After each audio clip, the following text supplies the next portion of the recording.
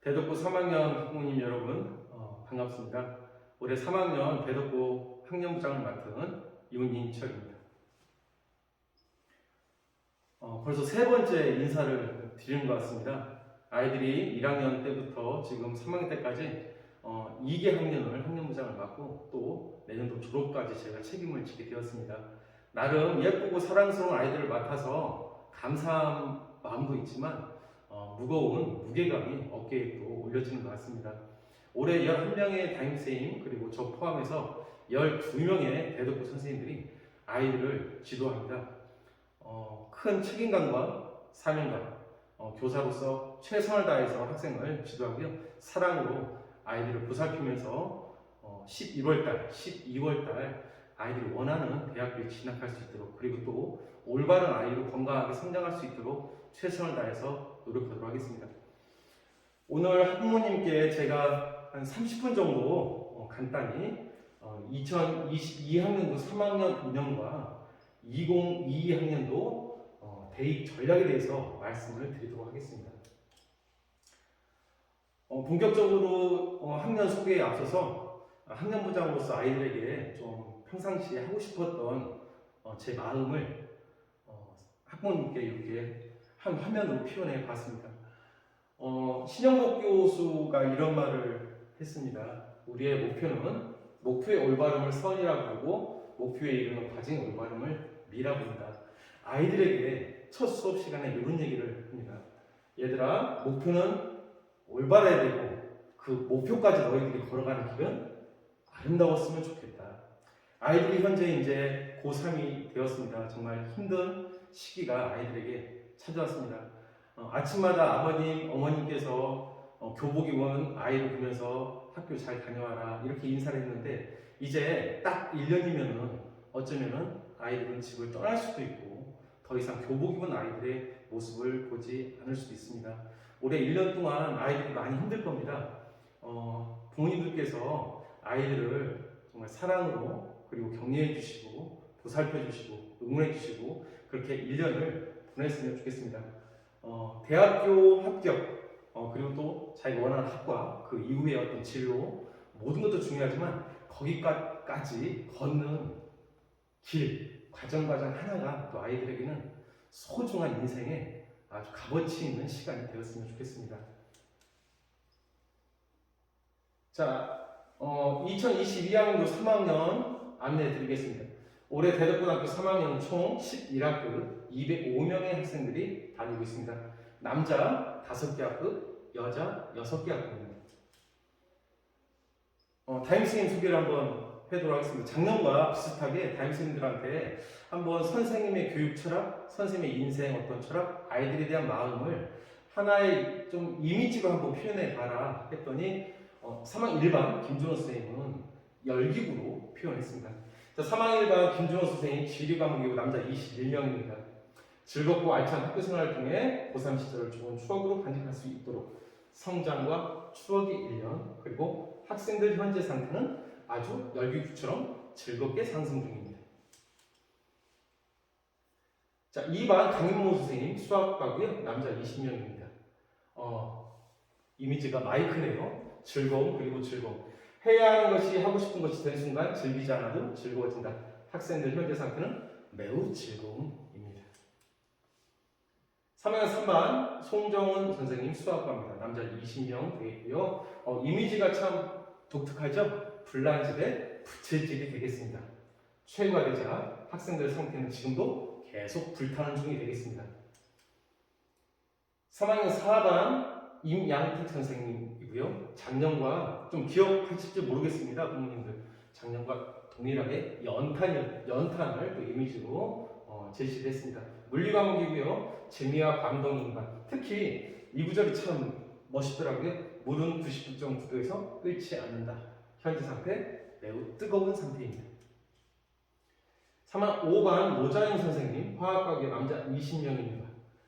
이미지가 폭탄이네요. 고3 행복하게 즐겁게 다 같이 빵 터뜨리자. 아이들의 현재 상태는 터지기 일보 직전입니다. 3학 6반 윤희원 선생님 영어 선생님이요. 여자 여학생 17명입니다. 역시 영어 선생님이시네요.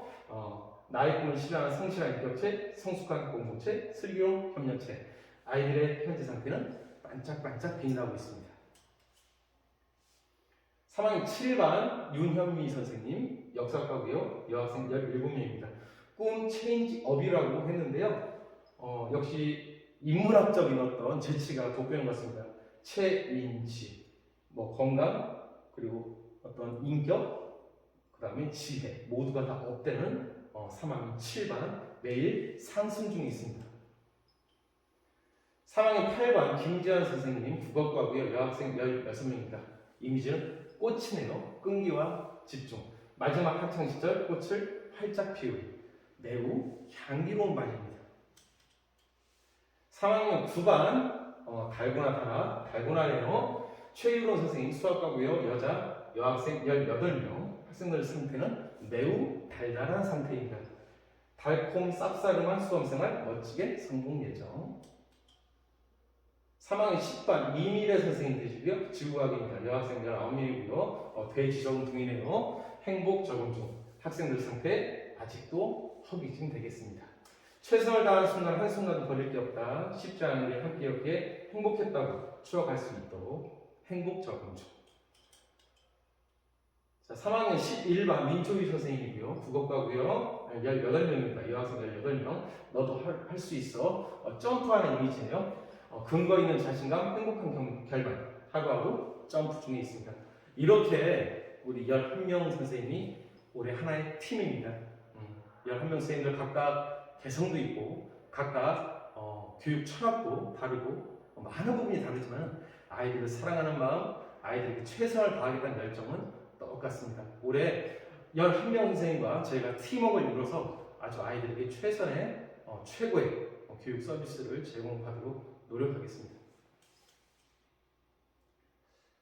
자, 3학년 정규 수업 1과 운영입니다. 7시 40분에 3학년이 제일 먼저 등교를 하고요. 8시 10분부터 수업을 시작해서 12시까지 오전 수업을 하고 점심시간 60분에서 10분, 현재 10분 확장해서 운영을 하고 있습니다. 코로나 때문에 전학용 식사 때문에 좀 시간을 좀 연장을 했고요. 아이들은 4시에 귀가합니다. 방과후학교 시간 운영입니다. 4시에 일과가 끝나면 4시 10분부터 저녁 10시까지 자습을 각 교실 및 학년 독서실에서 실시하고요. 현재 4월 초 3학년 기준 147명의 학생이 자습에 참여하고 있습니다. 제가 퍼센트로 한번 따져보니까 71.7%가 됩니다. 자, 월요일부터 목요일까지 10시까지 하고요. 금요일은 5시 40분까지 자습을 하고 있습니다. 자, 3학년 주요 학사 일정입니다. 4월 29일부터 5월 3일 얼마 안 남았네요. 4월 말에 중간고사가 시작되고요. 6월 29일, 7월 2일 기말고사. 그리고 수시 모집 마감일이죠. 수시 학생부 마감일이죠. 학생부 수시 대입 전형자료 생성이 8월 31일 날 이루어집니다. 2학기 9월 5일부터 8일까지 중간고사, 10월 4일부터 7일까지 기말고사가 있고요. 11월 17일 날 대수능이 있습니다. 그리고 12월 30일 날 방학식, 1월 6일 날 졸업식이 예정되어 있습니다. 자, 월별 모의고사입니다. 총 3학년은 전국 학력평가, 시도교육청이 주관하는 전국 학력평가를 3, 4, 7, 10월 4번 보고요. 교육과정평가원 6, 9 모의수능을 2번 본 다음에 11월 17일 대수능을 봅니다. 특히 6월과 9월이 아주 중요한 시험이 되겠습니다. 특히 6월은 올해 새로운 수능의 신유형을 출제하는 경향성이 상당히 강하고요. 9월 모의 수능은 원래 9월에 해야 되는데 처음으로 8월 31일 날 9월 모의 수능이 예정되어 있습니다. 9월 모의 수능은 아마 난이도를 조절하는 수능 2달 전 난이도를 조절하는 시험이 될 가능성이 높습니다. 자, 그럼 이제부터 본격적으로 학부모님께 2022 대학교 입시에 대해서 달라진 부분이라든가 아니면 좀 우리가 눈여겨봐야 될 부분에 대해서 한번 살펴보도록 하고요. 먼저 수치가 계속 나올 텐데 지금 수치가 좀 부정확한 부분도 있고 정원 외 모집을 포함한 경우도 있고 포함하지 않은 경우도 있고 지금 5월 31일 날 대학별 입시 요강이 발표되기 때문에 그 정확한 입시 요강이 나와야 정확한 수치라든가 모집 인원 등이 파악이 될 것 같습니다. 이 점을 염두에 두시고 하나하나 설명에 귀 기울여 주시기 바랍니다. 작년에 오신 분들 아마 기억을 하실 것 같습니다. 크게 대입 전형은 수시와 정시로 나눠져 있고요. 수시는 기본적으로 학생부 중심 전형, 정시는 수능 위주 전형이 되겠습니다. 그리고 수시에는 학생부 교과, 학생부 종합, 학생부 위주 전형 플러스 논술, 실기, 실적, 특기자 전형이 함께 포함되어 있습니다. 자, 구체적으로 한번 보도록 하겠습니다. 학생부 종합, 학생부 교과는 방금 전에 말씀드렸다시피 학생부 위주 전형으로 학종이라고 불리는 학생부 종합 전형은 교과 성적 내신 플러스 비교과 학생들의 학교 생활의 재반 모습들을 모두 다 정량, 정성, 전체적으로 평가하는 전형이 되겠고요. 교과 성적을 중심으로 한 학생부 교과 전형은 학생부 교과, 우리가 흔히 내신이라고 불리우는 그 교과 성적 반영률이 50% 이상 되는 전형을 의미합니다. 자, 그리고 수시에는 논술, 서울, 경기도 일부 대학들이 실시하고 있는 논술과 실기 실적, 특기자 전형 이런 부분들이 수시를 구성하고 있고요. 수능은 대부분 100% 수능으로 선발하고 있습니다. 세부적으로 학교마다 차이가 있는데 잠시 후에 학교별로 특징을 살펴보겠습니다. 모집 시기별 지원했습니다. 먼저 수시는 9월 달에 이제 드디어 모집을 시작한데요. 최대 6번 학생들이 지원할 수 있습니다. 근데 여기서 좀 중요한 것은 수시를 합격하면은 정시를 지원할 수 없다는 내용이 중요합니다. 근데 간혹 학부모님들 몇 분께서 조금 오해를 하고 계시는데 합격만 하면은 지원 불가입니다. 등록을 할 수도 있고 안 할 수도 있고 등록 여부와 상관없이 6개를 지원했는데 하나라도 합격이 되면은 정시 지원이 불가입니다. 그래서 수시를 넣을 때는 자녀의 모의고사 성적을 면밀히 살펴본 후에 수시 학교를 정하고 학과를 정하는 전략을 써야 됩니다. 특히 전형수를 기준으로 6개이기 때문에 학교 수가 아닙니다. 고려대 같은 경우는 학생부 전형 간 복수 지원이 허용됩니다. 중복 지원이죠. 그래서 학생부 교과 전형 하나, 학생부 종합 전형을 하나 썼다. 그러면 2번의 수시를 쓴 겁니다. 2회를 쓴 거죠. 자, 그리고 특별법에 설치되어 있는 각종 과학기술원, 지스트, 디지스트, 카이스트, 유니스트, 그리고 작년에 처음으로 모집을 했던 켄텍, 한국에너지공과대학, 육사회사공사, 감찰대 등 이런 특별법에 근거한 학교와 대학은 6회에 포함되지 않고 플러스 알파의 기회가 되겠습니다. 자, 정시 모집은 부모님도 아시다시피 가나다군 분별 1회씩 3회를 지원할 수 있습니다. 자, 대학교 입시 일정입니다. 8월 30일 날 아까 학생부가 마감된다고 했죠? 수시 학생부 작성 기준일 8월 31일 1학기, 3학년 1학기 중간고사와 기말고사로 이제 학생부가 작성이 마무리가 되고요. 9월 13, 14 수시 원서 접수를 시작으로 이제 레이스를 달리게 됩니다. 11월 17일 수능이 있고요. 수능을 전후해서 면접이라든가 다양한 대학교 고사들이 준비되어 있습니다. 12월 15일 날 수시 합격자 발표가 있고 12월 말부터 1월 초에 정시 원서 접수 후 2월 6일까지 정시 합격자 발표가 있습니다.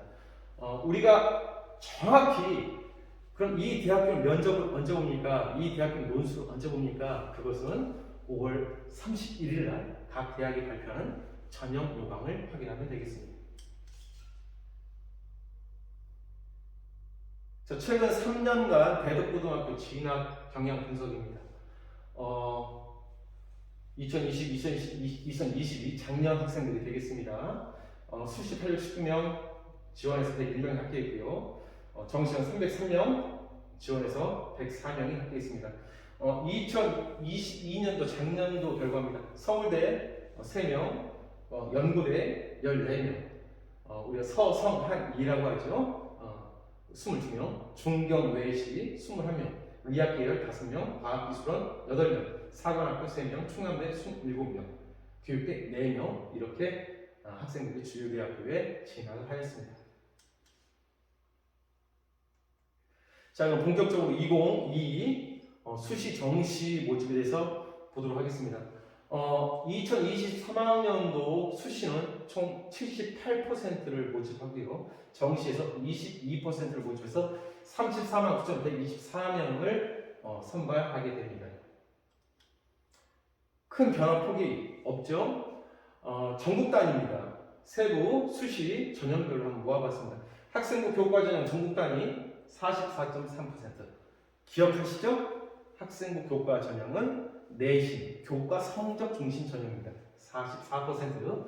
학생부 종합 전형 교과 플러스 비교과까지 종합적으로 정성평가, 단순히 수치라는 게 아니라 정성적으로 평가한다는 내용이죠. 23.4%, 논술 3.2%, 수능 20% 이렇게 되어 있습니다. 여기서 눈여겨볼 것은 전국 단위 모집에 있어서는 학생부 교과가 압도적으로 많이 학생들을 선발하고 있다는 사실입니다. 대표적으로 지역 거점 국립대인 충남대학교를 보더라도 이 현상은 동일합니다.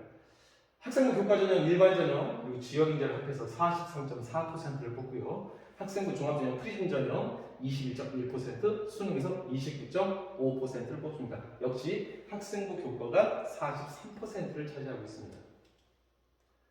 하지만 전국 단위가 아니라 학부모님들과 학생들이 선호하는 서울의 주요 15개대로 이 데이터를 압축해버리면 좀 다른 결과가 나옵니다. 15개 대학교는 서연고, 서성한이, 중경외시, 건동, 홍수비라고 불리우는 상당히 아이들이 선호하는 대학교 중심이고요. 학생부 종합전형은 35%, 그리고 수능 전형이 40%를 선발하게 됩니다. 수능이 상당히 높은 걸 알 수 있습니다. 학생부 교과는 아까 44, 45%였던 전국 단위 기준과 비해서 11.8%가 됩니다. 그리고 논술 또한 3% 정도에서 전국 단위 서울 주일대학교는 8.8%를 선발하게 됩니다. 역시나 학종과 수능 위주 전형이 강세라는 것을 확인할 수 있습니다. 자, 몇 개 대학교를 한번 추출해서 한번 보도록 하겠습니다. 서울대학교입니다. 서울대학교는 학생부 종합으로 50.3%, 수능으로 40.2%를 선발하고 있고요. 서울에서 주요대 중에 학생부 교과를 뽑지 않는 유일한 대학교가 되겠습니다. 학생부 종합 50.3, 수능이 40.2%, 거의 6대4를 맞췄네요. 연세대학교 한번 보도록 하겠습니다. 연세대학교는 서울대보다 상당히 복잡하죠. 학생부 교과 전형 13.8%, 종합 전형 27.6%, 논술 전형을 선발하네요. 논술 전형 9.1%. 그리고 특히 언더우드 학부라든가 하스라고 불리는 국제인재 특기자 전형이 있습니다. 국제형 있는데요. 3.58%, 수능이 40.1%. 그래서 교과가 13.8%, 종합 27.6%, 수능 40.1%를 선발하고 있습니다. 자, 고려대학교 한번 보도록 하겠습니다. 고려대는 연세대에 비해서 아주 심플하죠. 교과 20.4%, 종합 학업 수형 계열적 합평 36.2%, 수능 40%입니다. 연세대하고 보면은 여기가 비어있죠? 논술 전형과 특기자 전형이 없습니다. 그렇죠? 그 대신 학생부 교과가 무려 20.4%로 서울 주요대 중에서는 상당히 많은 인원을 학생부 교과 전형으로 선발하고 있습니다. 성균관대학교 한번 보겠습니다. 학생부 교과 10.1%, 종합 35.3%, 논술 9.8%, 수능 40.1%. 학생부 교과가 10%, 학생부 종합이 35%, 수능이 40%를 선발하고 있습니다. 자, 마지막으로 한양대 한번 보도록 하겠습니다. 학생부 교과 10%, 종합 33%, 논술 7.5%, 수능 40%. 우리가 대략 어떤 수치를 보면은 비슷한 그 상위권 대학의 비슷한 어떤 데이터가 보입니다. 바로 뭐냐면 수능이 거의 40%를 차지하고요. 학생부 종합은 30에서 한 35%를 차지하고요. 학생부 교과는 10% 내외를 차지하고 논술은 한 8에서 10%를 차지하는 비슷한 경향성을 보이고 있습니다. 자, 주요 서울 15개 대학교 모집 인원이 되겠습니다. 정시가 보다시피 이화여대를 제외하고는 모두가 다 40% 이상으로 모두 선발 인원을 확대하였습니다. 수시 모집은 정시가 확대되면서 50에서 60% 초반대 이렇게 선발을 하고 있습니다.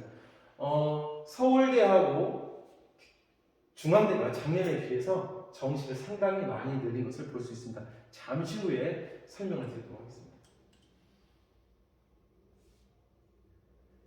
학생부 교과, 학생부 종합 논술 특기자 수능까지 보면 학생부 종합 전형이 서울대는 예외적으로 봐야 될 것 같습니다. 서울대는 학생부 종합으로 수시를 다 뽑기 때문에 60대 거의 40% 이렇게 나오고요. 연세대학교부터 쭉 보면은 27, 연세가 좀 적네요. 30%, 20% 날 때 이렇게 선발하고 있고요. 수능 역시나 40%를 거의 선발하고 있습니다. 특히 논술은 서울대, 고대를 제외한 주요 대학들이 논술을 9% 정도 선발하고 있는 것을 볼 수 있습니다. 자, 그럼 하나하나 올해 대학 수학능력 시험뿐만 아니라 수시 정시 모집의 특징들을 하나씩 한번 보도록 하겠습니다. 서울 주 16개 대학교 수능 위주 전형을 40%를 완성하라고 하는 교육부의 권고가 있었습니다. 그게 바로 2022학년도 올해 입시입니다. 그래서 서울대와 중앙대 등이 마지막으로 40%를 맞췄고요. 작년까지는 30%였던 정시 수능 위주 전형이 40%로 확대되었습니다. 정시 수능 위주 전형의 확대는 우리가 많은 해석을 좀 할 수가 있을 것 같아요. 특히 재학생보다는 재수생에게 상당히 유리하다는 거, 그리고 농어촌 지역보다는 대도시 지역, 특히 학군이 좋은 지역 학생들에게는 상당히 유리하다고 볼 수 있습니다. 자, 학생부 교과 확대입니다. 서울 주요대학교는 예전 같은 경우 학생부 교과를 거의 선발하지 않는데 교육부에서 신입생의 지역 편중 완화 및 전국의 고른 인재 선발에서 반드시 10%로 확대하라고 했고요. 특히 수도권 대학교에서는 대부분 지역 균형 전형을 학생부 교과 전형으로 다 선발하고 있습니다. 학생부 교과 전형은 학교장 추천 방식이고요. 고대는 4%. 대략 저희 학교가 205명이기 때문에 4% 정도라면 한 8명 되겠네요. 연대는 5%, 서강대는 10명 등 학교 추천을 받게 됩니다. 학교 추천 기준은 한 6월 정도, 7월 정도 학교에서 마련을 한 후에 공식적으로 발표할 예정입니다. 지금 연대부터 쭉 보면은 학생부 교과 전형이 쭉 나와 있습니다. 여기서 좀 우리가 눈여겨볼 전략이 필요한 것 같습니다. 대덕고 학생 같은 경우는 학생부 교과 전형이 썩 유리하지 않습니다. 어머님, 아버님들이 아시다시피 학생들이 받는 내신 성적보다 모의고사 성적이 상당히 더 높게 형성되고 있기 때문에 학생부 교과 내신 성적은 일반적으로 좀 불리하게 작용합니다. 그래서 학생부 교과에서 솔직히 학생들이 합격을 하는 사례는 그렇게 많지 않습니다. 하지만 올해는 이 부분을 좀 눈여겨봤으면 좋겠습니다. 현재 교과 이렇게 나오고 있는데 정량평가가 아니라 정성평가인 비교과가 서류로 반영되는 학교들이 있습니다. 그게 어디냐? 고려대학교와 경희대입니다. 그리고 두 개학교, 건국대학교하고 동국대입니다. 여기는 연세대하고 한번 비교를 한번 해보도록 하겠습니다. 연세대는 523명을 학교 추천형으로 뽑고 있는데 1단계에서 교과 100으로 내신으로 딱 끄는 다음에 2단계에서 교과 60, 면접 40이 있습니다. 1단계에서 2단계로 넘어가는 것이 상당히 어렵겠죠. 왜? 정량적으로 순위를 딱 끊으니까 상당히 면접까지 가는 길이 쉽지 않습니다. 하지만 고려대 같은 경우는 교과 80 더하기 20으로 일괄 합산 전형을 하고 있습니다. 단계별이 아니죠. 특히 이 서류는 작년도 입시 결과를 분석했을 때 상당히 변별력을 상당히 갖춘 서류가 되겠습니다. 그래서 우리가 이 고려대학교 학교장 추천 전형은 순수한 학교 추천 학생부 교과 전형이라기보다는 어느 정도 학생부 종합 전형과 닮아있는 전형이 되겠습니다. 고려대, 경희대, 그리고 건국대, 동국대 4개 학교는 한번 전략적으로 한번 눈여겨볼 필요가 있을 것 같습니다. 자, 논술 특기자 전형입니다. 논술은 특기자는 교육부에서 사교육의 영향이 상당히 높아질 것을 염려해서 폐지를 유도하고 있지만 중상위권 대학교는 말을 듣지 않고 있습니다. 9에서 10% 논술 전형으로 뽑고 있고요. 학생부 경쟁력이 없어도 도전이 가능하기 때문에 경쟁률이 상당합니다. 잠시 후에 한번 몇 개 대학교 한번 보여드리도록 하겠습니다. 자, 그리고 일부 대학에서는 어학이라든가 소프트웨어, 특기자 전형을 실시하고 있습니다. 대표적인 게 바로 연세대학교 언더우드 전형, 이화여대 어학, 국제학, 과학 전형 등이 되겠습니다. 전략적으로 논술과 어학, 특기자 전형 같은 경우는 전략적으로 한번 노려본다면 좋은 결과가 나올 수도 있는 또 다른 기회가 열릴 수 있습니다. 논술을 보면은 놀라운 게 하나 있죠. 연세대학교 10% 346명을 논술 100으로 뽑습니다. 학생부 반영하지 않습니다. 수능 최저 없습니다. 연세대 모든 아이들의 마음을 정말 쿵쿵쿵쿵 뛰게 하고 있습니다. 나도 그럼 연세대, 연대, 신촌, 송도, 자 연세대 최저가 없는 논술 100입니다. 그리고 이 밑에 쭉 나와 있겠죠. 자 논술도 나중에 한번 몇 가지 포인트를 한번 보도록 하겠습니다. 자, 학생부 자소서입니다. 학생부가 기재 항목이 축소가 되면서 교과 세특, 자율, 동아리, 종합경영 500자, 진로 700자, 수학경영 한 개. 요 정도가 반영이 됩니다. 이 중에서 특히 우리가 제일 눈여겨봐야 될 부분은 교과 학습 발달 상황. 우리 자녀가 무슨 교과목을 이수했는가? 교과목과 학업 성적은 어떤가? 실제적으로 구체적인 활동은 무엇을 하는가? 교과 세특. 이 부분이 바로 학교생활교육부의 핵심이 되겠습니다. 이 추세는 작년부터 계속되고 있고요. 내년에는 더 학생부가 간소화됩니다. 자기소개서입니다. 학교생활기록부의 하이퍼링크 해설서, 학교생활기록부에 나와 있는 활동들을 입학사정관이라든가 그런 분들이 구체적인 내용을 알고 싶은데 그걸 알 수 없을 때 이렇게 자기소개서를 통해서 그걸 확인하는 양식이 되겠습니다. 세계문 한 3,100자고요. 공통문항 2개, 대학별 자유문 1개고요. 올해가 마지막으로 적용되고 내년에는 자기소개서가 모든 대학에서 폐지가 됩니다. 특히 몇몇 입시 전문가들은 자소서를 제출하는 대학의 경우 학생들의 부담으로 경쟁률이 낮아질 가능성도 있다고 이렇게 일부 전문가들은 얘기를 하더라고요. 자, 통합수능입니다. 문일과 통합형 수능, 그리고 선택적 수능이 작년부터 시작이 됐습니다. 자, 절대평가인 영어의 영향력이 좀 상승하고 있고요. 서울대라든가 고대 같은 경우 지나치게 영어에서 정말 등급이 낮은 학생들이 합격하는 어떤 그런 사례 때문에 상당히 대학에서 고민을 많이 한 것 같습니다. 그래서 영어 같은 경우 서울대는 3등급 이후부터 2점씩 감산, 고려대는 2등급 이후 3점씩 감산을 해나갑니다. 중상위권 대학교는 자연계열 응시시, 특히 수학은 미적 기하 중에 반드시 선택을 해야 되겠고요. 과탐은 2과목을 지정 과목으로 설정을 해놨습니다. 따라서 중상위권 자연계열 학생은 미적 기하, 과탐 2과목을 필수로 선택해야 되고요. 올해 정말 고3 아이들에게 누구에게는 피눈물을 흘리겠고 누군가에게는 만세를 부르겠던 바로 그 내용. 선택 과목에 따른 유불리가 발생했다는 내용입니다.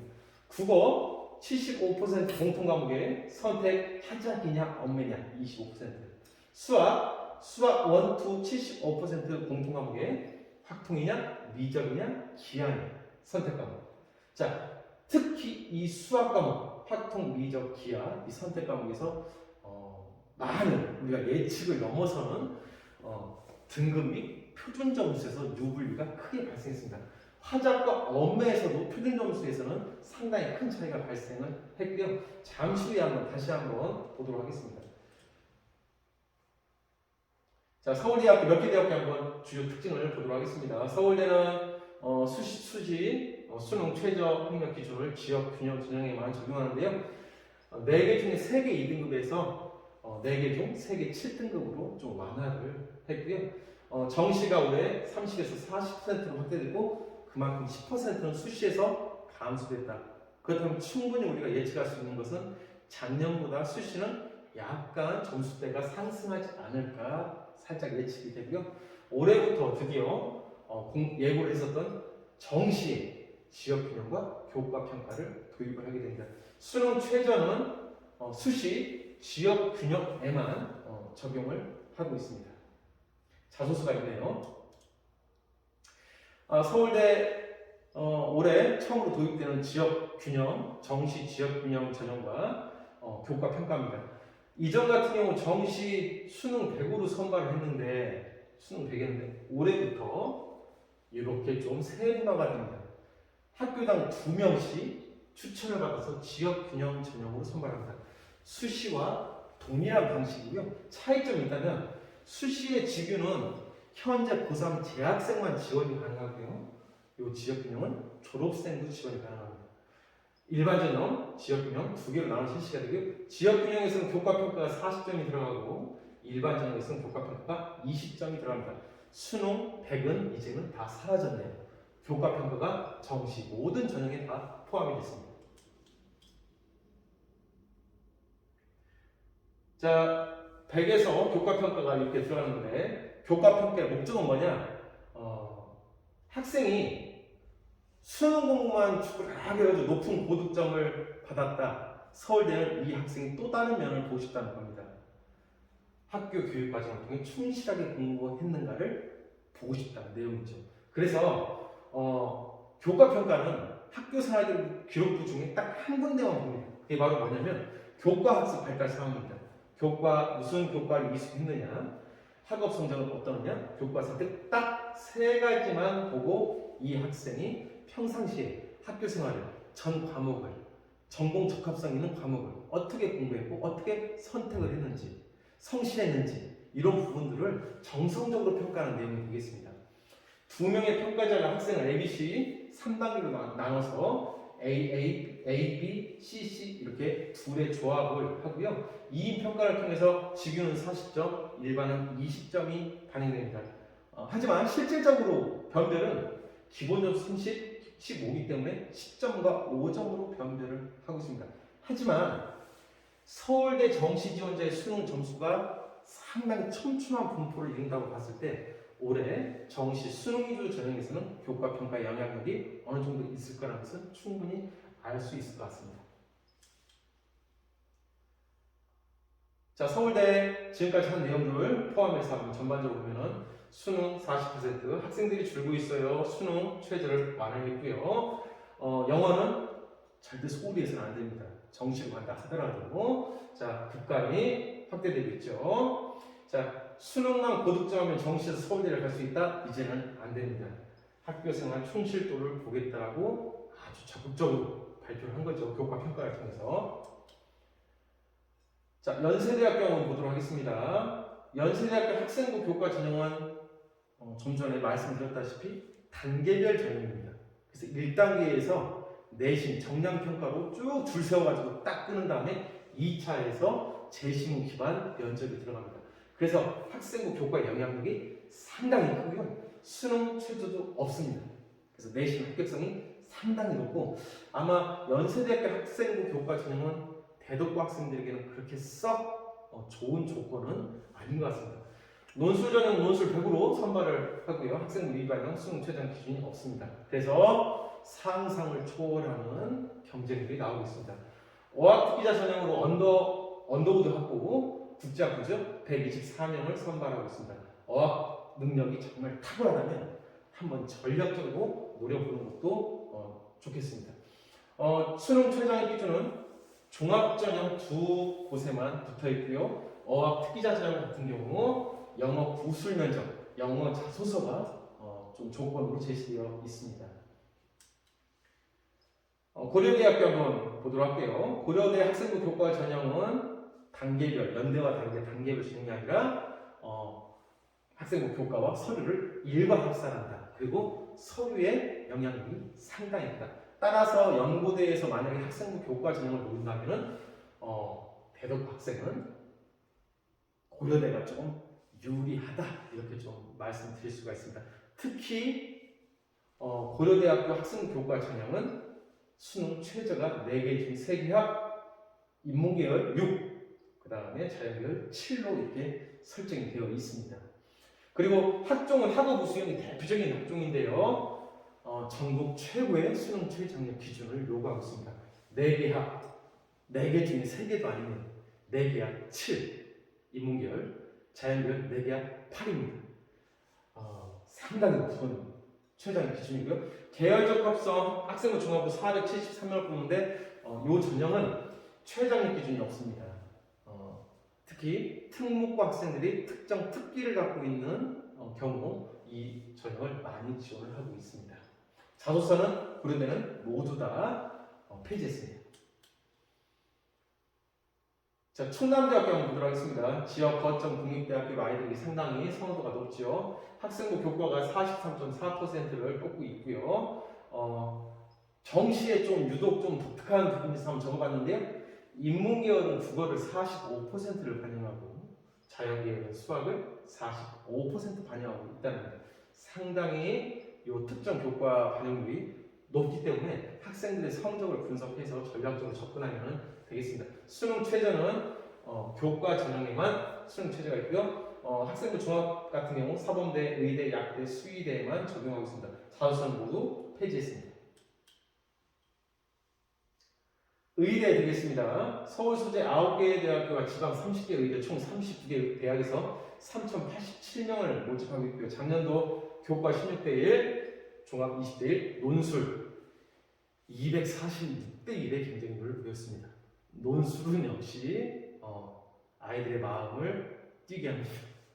자, 올해부터 의대, 약대, 한의대, 치의대, 지역인재 40% 선발이 의무화됩니다. 그러면은 대전 지역에 그렇죠? 충청, 그러니까 충남, 충북, 세종, 대전 이렇게 한 권역입니다. 건국대, 건양대, 한국대, 순창대, 의지대, 충남대, 충북대. 이 대학교는 충남, 충북, 대전, 세종에서 무조건 40%를 뽑아야 됩니다. 호재다. 하지만 제가 이 대학교를 다 찾아봤는데요. 충남대 49명 등 이미 몇 년 전부터 40%를 뽑고 있습니다.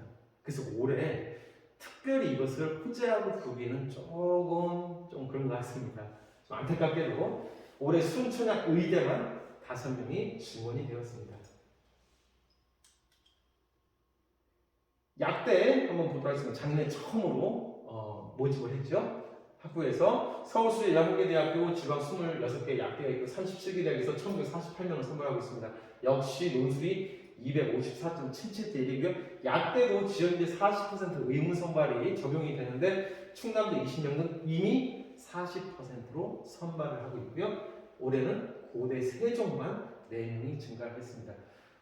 고대 세종, 단국대 천안, 충남대, 충북대 이 정도 약대가 대전권이고요. 서울에는 총 경인처까지 포함해서 16개 약대가 있습니다. 과학기술원입니다. 수시는 6회라고 했죠. 그 6회 플러스 알파가 되는 또 다른 기회가 되는 영역입니다. 자, 단 포스텍은 제외고요. 이중등록 금지 미적용 대학으로 이 대학교에 수시가 붙는다 하더라도 정시 지원이 가능합니다. 하나의 기회가 생기는 거죠. 자, 특히 대부분 대학들은 수시 단일학교로 대부분을 선발하기 때문에요. 수시를 만약에 3월부터 안 한다. 그렇다면 과학기술은 거의 도전을 하기가 어렵다라고 보면 되겠습니다. 예를 들어서 카이스트 같은 경우는 960명 모집에 수시가 943명, 정시가 20명입니다. 작년 15명에서 5명이 늘었습니다. 무려 5명이 늘었네요.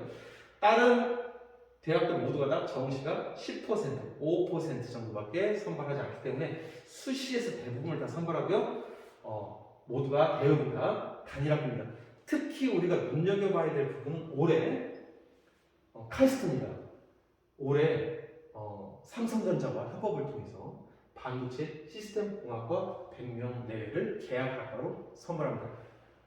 학생들이 상당히 선호하는 학과죠. 일부 상위권 대학에서 반도체 공학과를 통해서 SK 하이닉스라든가 아니면 삼성전자 그 계약학과 운영하고 있는데 드디어 카이스트도 올해 신설이 됩니다. 그래서 860명에서 960명으로 정원이 100명이 늘어났습니다. 올해 한번 눈여겨봐야 될 내용이고요. 이 모든 학과는 다 수능 최저학력 기준이 없습니다. 그래서 정말 자연계열 학생들은 어느 정도 내신이 된다고 생각하고 비교과가 있다고 하면 그냥 정시로 다 자기가 전략을 올인하기에는 이런 기회를 다 날려버리게 됩니다. 한번 곰곰이 한번 자녀와 좀 깊은 고민을 했으면 좋겠습니다. 자, 상원학교입니다. 6회 공군상학교, 국군 강호상학교고요. 이 학교 또한 수식 6회 지원횟수에 포함되지 않습니다. 육군상학교 330명, 공군상 235명 등을 뽑고요. 여학생들은 이렇게 할당을 통해서 작년보다 조금 증원이 됐습니다. 학교별 전형 방법은 대동소이하고요. 특히 육군상학교 같은 경우는 학교에서 교당 3명을 추천하고 졸업생은 2명을 추천합니다. 그래서 이러이러한 방법으로 학교당 추천을 우선 선발하고요. 여기에서 떨어진 학생은 적성 우수로 자동으로 전환돼서 여기서 선발을 하고 그 다음에 여기서 떨어진 학생은 또 넘어가서 종합 선발로 수능을 포함해서 선발하게 됩니다. 특히 육군사원 4관 학교는 대부분 다 7월 중부터 드디어 시험이 시작됩니다. 수능과 비슷한 국영수 필기시험을 보게 되고요. 2차 시험은 신청사 체력검정 면접시험을 보게 됩니다.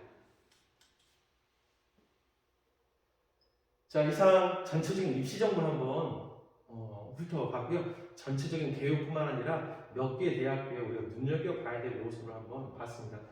이런 정보들에 대해서 좀 더 알고 싶은 학부모님들은 가장 먼저 담임선생님과 상담을 하시고요. 담임선생님과 또 집에서 어디가 사이트를 통해서 이렇게 확인할 수 있습니다. 특히 5월달에 되면 대학별로 작년도 합격선이 이제 발표가 됩니다. 70% 컷인데요. 70% 컷이라는 것은 100명을 선발했을 때 70등의 점수가 되겠습니다. 어디에 가보면 다양한 정보들이 있으니까 아주 유용한 자료들을 활용하기 바랍니다. 자, 이제 천천히 마무리를 한번 하도록 하겠습니다. 그렇다면 우리 아이는 선생님 어디를 가야 될까요? 만약에 내신이 강세인 아이다. 그렇다면 학생부 교과 혹은 학생부 종합전형으로 가야 됩니다. 자, 좀 눈여겨봐야 될 것은 수능 최저의 기준이 있는지 없는지를 봐야 되겠고요. 특히 연세대를 제외한 학생부 교과를 운영하는 학교들은 높은 수능 최저의 기준을 어느 정도 설정을 하고 있다는 거. 그리고 학생부 종합전형 교과전형에서 면접이라고 하는데 서류 기반 면접인지 제시문 기반 면접인지를 또 확인해야 됩니다. 서류 기반 면접은 학생부에 있는 내용을 면접을 통해서 확인하는 면접입니다. 상당히 좀 준비라든지 그런 부분에 있어서는 조금 덜 좀 힘이 좀 쉽겠죠. 제시문 기반 면접은 논술을 구술로 하는 겁니다. 정해진 시간 내에 제시문 3개, 4개, 적게는 2개를 준 다음에 거기에 대한 공통 질문과 추가 질문을 통해서 학생들의 사고력을 측정하는 면접이 되겠습니다. 상당히 어렵고요. 대표적으로 서울대, 연대, 고대 등이 대부분 제시문 기반 면접을 실시하고 있습니다. 자, 모의고사가 잘 나와요. 수시 논술 혹은 정시 수능 위주 전형을 노려봐야 되겠고요. 특히 수능 최저학력 기준이 꽤 높은 전형을 전략적으로 노린다면 좋은 기회가 나올 것 같습니다. 전형 학생부 교과, 학생부 종합, 논술, 어학 특기자 많은 전형이 있지만 세부 전형 수가 학교마다 다 다릅니다. 아까 연대와 고대 학교장 추천 전형을 비교했듯이 일괄 전형인지 단계별 전형인지도 봐야 되겠고요. 수능 최장 기준이 어느 정도 수준으로 설정되어 있는가, 면접은 있는지, 서류인지, 제시문인지 이 모든 부분을 한번 종합적으로 검토한 다음에 수식 6회 전략을 짜고 정시 전략을 짜야 될 것 같습니다. 제일 위험한 전략은 일찍부터 난 수능 오직 하루 11월 17일 하루에 모든 걸 걸겠다는 전략은 상당히 위험합니다. 자, 작년에도 이 화면을 아마 부모님들 봤을 것 같은데요. 수시와 정시 중 어떤 전형으로 가야 할지 결정을 못했어요. 공부가 안 돼요. 현재 조건이 학생부, 수능 정말 유불리가 확연하다면 전략적으로 집중해도 됩니다. 하지만 하나에 집중하시고 특히 수시 6개를 다 버리고 정시 하나로 전략을 세웠다면 11월 17일 딱 한 번의 수능으로 모든 것이 결정됩니다. 학교 내신보다 모의고사가 잘 나온다면 수시에서 수능 최저학년 기준 높게 설정된 학교와 전형을 전략적으로 진행한다면 그만큼 기회는 많아지고 리스크는 줄어들겠죠. 자, 두 번째입니다. 서울 주요대 정시가 40%로 확대되었잖아요. 그것도 호재 아닙니까? 호재 맞습니다. 자, 서울 주요대 정시 40% 확대로 수능 위주 전형이 아주 아이들에게 상당한 메리트가 되고 있습니다. 하지만 우리가 눈여겨봐야 될 내용은 2020년 기준 재수생의 퍼센트는 65.6%, 재학생이 34.4%. 재학생보다는 재수생이 초강세라는 겁니다. 특히 그리고 한번 눈여겨봐야 될 부분은 이 아이가 진짜 정시 수능에 맞는 아이는 잘 봐야 되는데 수능으로 간다면서 이제는 좀 힘겨운 모든 수업과 학교 생활과 이런 것들을 다 소홀히 하게 됩니다. 그리고 의욕도 떨어지고 그렇죠? 이러다 보면 결국엔 뭐도 방해냐? 정시 준비까지 결국에는 방해를 받게 됩니다. 결국에 그 수업에 충실하고 수업이라는 게 지금 현재 3학년 대부분의 수업들은 정시와 다 관련되어 있습니다. 수업, 수시, 수능증 이것은 다른 게 아니라 하나다. 현재에 충실하는 전략이 어쩌면은 정시든 수시든 최고의 전략이 될 수 있습니다. 자, 저는 모의고사 점수 성대, 한양대, 정부가 관할 같은 내신은 2, 3등급이에요. 그러면 저 그냥 정시로 올인할래요. 자, 예를 들어 한번 사례를 한번 볼까요? 솔직히 인문계열 2등급으로 고대 가기 쉽지 않습니다. 하지만 기회는 노려봐야 되겠죠. A라는 친구는 수시를 다 버려버리고 바로 정시 수능을 공략했지만 작년도 대수능 정말 불수능이었습니다. 낙마했습니다. 지금 재수를 하고 있겠죠. A와 내신과 모의고사 성적이 비슷한 B는 정시 올인하기는 너무나 위험하다. 그리고 그동안 1, 2학년 때 해놓은 게 너무 아깝다. 그래서 수능 최저가 높은 고대 학업 우수형 아까 뭐라고 했습니까? 국수영탐 내기학 7입니다. 인문 자연은 8. 자, 학업 우수형을 지원해서 결국에는 이 친구는 수시에서 합격을 했습니다. 불수능이었지만 내기학 7이라고 하는 최저를 통과한 거죠. 한 친구는 재수의 길을 갔고요. 한 친구는 현재 대학교를 다니고 있습니다. 전략의 차이입니다. 그리고 C 또한 연세대학교 어학 특기자 전형으로 언더우드에 합격했습니다. 수시에서. 자, 대학교 수능 최저 기준 충족률 작년도 예측치를 한번 보도록 하겠습니다. 서울 중등 진학 지도 연구회에서 발표를 한 건데요. 고대 학업우 수형 학업우수형이 제일 높다겠죠? 인문 자연 내기학 7, 내기학 8인데요. 학통을 선택하고 사탐을 선택한 아이들 중에 전국 단위 아이들 중에 0.85%만 이것을 충족했습니다. 죄송합니다. 이 최저만 충족됐다면 학업 우수형의 합격의 길은 상당히 넓어지는 거죠. 자, 자연계열 또한 4.61%였고요. 학교 추천 전형은 1.77%의 충족률을 보였습니다. 상당히 고려대가 높다는 것을 알고 있고요. 수능 최저 충족률 보면 5에서 7, 8% 정도 이렇게 나오고 있습니다. 올해 고대 학교 추천자 전형은 수능 최저를 한 단계씩 완화를 했고요. 아까 말씀드렸다시피 서울대 또한 인문 자연 모두 최저를 좀 완화를 했습니다. 자, 내신 완전고 비교과 통과했는데 논술로 서울을 가면 어떨까요? 중산인권대학교 9에서 10% 논술로 선발하고 있습니다. 논술은 학종 준비가 제대로 안 된 3에서 6등급대 지원자가 선호하는 전형이 되겠습니다. 논술 능력이 어느 정도 탁월하고 수능 최저가 괜찮다면 한번 노려볼 전형입니다. 다만 전국에 있는 성적이 낮은 수많은 학생들이 청운의 꿈을 안고 논술을 보러 갑니다. 성균관대학교 작년도 77.1이 나왔고요. 특히 약학과는 666.4대 5명을 모집하는데 3,332명이 지원했습니다. 연대 경영은 106대 1을 경쟁률을 보이고 있습니다. 그래서 논술 하나만을 전략으로 삼기에는 정말 큰 낭패를 볼 수가 있습니다. 기회는 될 수 있지만 이 한 전형의 모든 것을 올인하기에는 좀 상당히 위험할 수 있다. 이렇게 이해해 주시면 되겠습니다. 자, 예체능으로 조직했어요. 오늘부터 실기 준비로 예체능을 하겠습니다. 작년도 똑같은 내용인데요. 정말 자녀가 예체능 계열을 진짜 희망하고 있는 건지 아니면 공부하기 싫은 건지 한번 잘 봐야 되겠고요. 특히 체육 계열은 아이들에게 체육교육과가 상당히 인기가 많습니다. 엄마, 나 정시로 체육교육과 갈 테니까 알았어? 자, 정시 수능 성적으로 3배수를 선발합니다. 그러면 운동만 해서는 안 되고 정말 그 학생 말대로 정시 준비 열심히 해야 됩니다. 1차에서 1단계에서 수능 성적으로 3배수를 선발한 다음에 2단계에서 실기가 있습니다. 1차를 통과 못하면 1단계를 통과 못하면 실기 못 봅니다. 자, 디자인 공부하는 아이들이 이제 미대를 간다고 합니다. 자, 홍대 미대 수시에서 미술 우수자 전형 보면은 수능 최저가 4개 중 3개가 2로 달려있고요. 정시에서는 1단계 수능 100으로 3배수를 선발한 다음에 2단계에서 서류가 합산이 됩니다. 결국 현재 아이들이 선호하는 예체능 관련 학과, 대학, 그렇죠? 이런 대학들은 상당히 높은 학업 수준을 보고 있다는 사실입니다.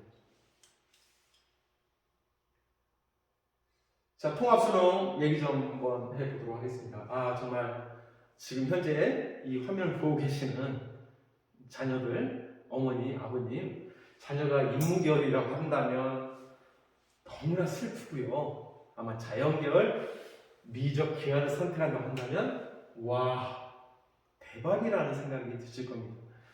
자, 처음에 말씀드렸다시피 올해는 통합형, 선택형 수능입니다. 수학이 통합이 됐습니다. 문이과 구분이 없어요. 공통과목 75에다가 25가 이 셋 중에 한 과목이 25가 반영이 됩니다. 그런데 작년도 뚜껑을 열어보니까 수학 1등급자 중에 특히 인문계열 아이들 학통을 많이 선택하거든요.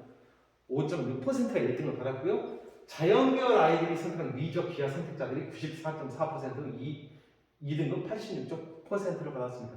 1, 2등급의 미적 기하 선택자의 비율이 무려 90%입니다. 그럼 여기서 우리가 알 수 있는 것은 학통을 선택한 친구들 수능 최저 기준 큰일 났어요. 그렇죠? 작년에 난리가 났었습니다. 네, 올해도 아마 이와 유사한 것으로 우리는 예측을 하고 있습니다. 자, 한번 구체적으로 한번 보도록 할까요? 1, 3등급의 비율 차이가 어마어마하네요. 재작년까지만 하더라도 문과생들은 수학 나형, 이과생들은 수학 가형으로 별도로 응시하고 별도로 등급과 별도로 표준 점수도 100분위를 산출했습니다. 그런데 작년부터 통합수능이 이루어졌죠. 공통수학 75% 수학 1, 2, 학통, 미적, 기하중, 태강 75, 25 합산이 됩니다. 자, 문과생들이 선택한 학통에서 1, 3등급은 방금 전에 말했듯이 10%대로 현저히 줄고 이과생들이 선택한 미적분 기하가 상위 등급을 다 독식을 해버렸습니다. 무려 90% 안팎으로 예측을 하고 있습니다. 특히 정시에서 활용되는 표준 점수에서 또한 공통 점수를 활용해서 보정 점수를 부여합니다. 공통 점수가 선택자 중에 선택 과목 중에 보정 점수를 공통 수학이 높은 선택 교과에다가 더 많이 줍니다. 그러다 보니까 미적 기하를 선택한 친구들의 공통 수학 점수가 더 높잖아요. 미적 기하 선택자들에게 더 보정 점수를 더 플러스 알파를 부여합니다. 그래서 등급뿐만 아니라 미적 기하의 점수가 표준 점수가 대폭 상승했습니다. 표준 점수는 정시에서 대부분 상위권 대학들이 활용하는 점수입니다. 자, 그럼 보도록 할까요?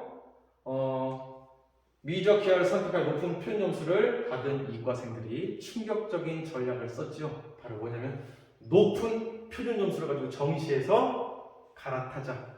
인문계열로 넘어가자. 인문계열은 과목을 지정을 안 해놨습니다. 누구나 다 넘어갈 수 있어요. 인문계열은. 자, 이과생들에게는 문과생들은 완전히 이과생들이 밀려오니까 큰일 났고요. 다 밀려났고요. 이과생들에게는 호재로 작용했습니다. 특히 진학사 교차지원 추정 비율을 보면 서울대학교 26.62%가 이과생들이고요. 인문계열에 지원한 학생 중에 이과생들이 26.62%, 이과생들이 많이 넘어갔네요. 연세대 50% 정도, 고대 42%, 서강대 63%, 한양대 56%, 중앙대 49%, 경희대 43%가 자연계열 학생들이 문과로 넘어갔습니다. 어떤 일이 벌어졌느냐? 동국대 자연계열 합격선을 가진 그 점수대 그 학생이 고대 인문계열에 합격을 하고요. 경희대 물리, 건대 컴공에 합격선인 학생이 연대 경영학부에 합격하는 등 이런 사례가 작년에 다수 발생했습니다. 몇몇 대학교들은 특히 이과생들이 문과로 넘어왔을 때 선호하는 경영학부, 경제학부, 회계, 세무 거의 90%를 이과생들이 복식했다라고 하는 통계도 있습니다. 올해도 이 현상은 상당히 유사할 것으로 생각이 되고요. 어떻게 보면 정말 문과생들에게는 안타까운 소식이고요. 이과생들에게는 어쩌면 호재가 될 수도 있는 상황입니다. 자, 그럼 지금이라도 어머니, 아버님도 앞에 보고 충격을 받으셨겠죠? 야, 오늘 집에 가서 애 과목을 바꾸라고 해야 되겠다. 확통을 선택하고 있으면 미적, 기하 바꿔야겠다. 자, 확통에서 미적으로 과목을 옮긴다? 글쎄요. 신중해야 됩니다. 미적으로 옮기면 높은 등급과 표현점수가 보장될 거 아닙니다. 아까 뭐라고 했습니까? 수학의 75가 공통 과목이고요. 25%가 선택 과목입니다. 과목 선택에 따른 고득점은 결국에는 이 아이가 공통 과목뿐만 아니라 미적, 기하까지 수학 능력이 탁월하기 때문에 받는 점수입니다. 확통이든 미적분이든 학생의 수학 공통 과목에서의 역량 차이가 가장 큰 원인입니다. 단, 이과생들의 인문계열 지원이 현실화된 이상 현재 과목을 넘어타는 것은 상당히 위험하고요. 지금 내가 공부하는 거에 대부분의 양을 미적, 기하가 다 쏟아부어야 됩니다. 나머지 공부를 못해요. 다 쏟아부어야 됩니다. 그리고 또 하나는 내가 수학이 확통에서도 정말 어려운데 미적, 기하에 간다? 바닥만 깔아줍니다. 위험한 전략이고요. 현재 선택 과목에서 최선의 전략을 짜는 것이 현재로서는 어쩔 수 없는 전략이 되겠습니다. 단 정시고 가면 이과생들이 넘어오잖아요. 확통을 선택한 문과생들은 반드시 수시에서 승부를 걸어야 됩니다.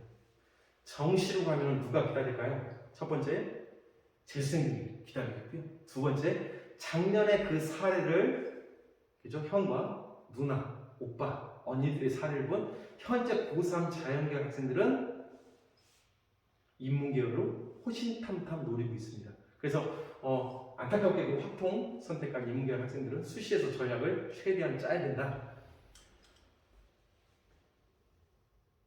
자, 마지막으로 선생님 체크해놓을 부분이 없을까요? 대덕구는 교과보다는 학종이 좀 더 유리하다. 특히 교과, 학생부 교과 전형 중에서도 얘기했던 고대, 건대, 경희대, 동국대는 학생부 종합 형태다. 전략적으로 필요하고요. 인문계열 학생은 수학이 발목을 잡고요. 자연계열 학생은 바탕이 발목을 잡습니다.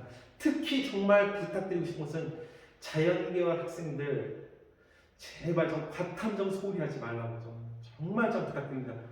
정말 국영수에서 고득점을 맞아놓고도 과탐에서 발목을 잡는 학생들이 너무 많습니다. 너무 안타깝고요. 과탐 절대 쉽게 생각하면 안 되고요. 영어 잘 나오다가 작년에 불승이라고 했었잖아요. 영어가 1등 맞기 너무 어려웠습니다. 하지만 2, 3등급은 인원수가 많이 늘었거든요. 영어는 수능 최종 기준의 출발점입니다. 영어를 먼저 기본적으로 1, 2를 잡아놓고 나머지 조합을 맞추는 게 영어고요. 작년 영어가 어려웠지만 2, 3등급은 늘었다는 사실을 기억하기 바랍니다. 자, 마지막으로 이제 성적이 안 나와요. 3월, 4월 중간고사 성적 안 나온다. 6월 모의수능 안 나와요. 자습을 빼고 싶어요. 자, 작년과 동일합니다. 사교육 들어야 됩니다. 하지만 성적 하락, 학원, 성적 하락, 학원, 이 악순환. 이 성적 하락은 어떻게 보면 나에게 들어오는 지식의 양이 부족한 것이 아니라 학교, 학원, 인간에서 과도하게 들어오는 지식을 내 것으로 만드는 시간이 부족한 경우가 대부분이고요. 특히 학원 다닐 필요 있습니다.